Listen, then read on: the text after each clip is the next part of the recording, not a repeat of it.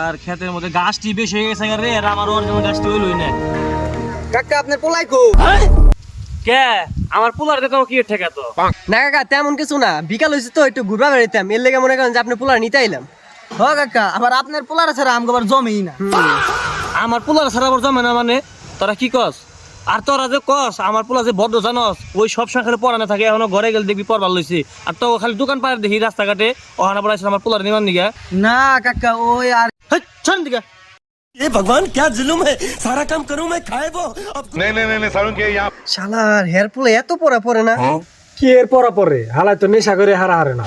না রে মামা, আমগো ভালো করে পড়াশোনা করা লাগবো, কারণ সামনে আমাগো পরীক্ষা। এখন যদি আমরা প্রিপারেশন না নেই, আমরা তিনটাই করুম ফেল। ল আমরা আজকে দিয়ে পড়াশোনা করি গা।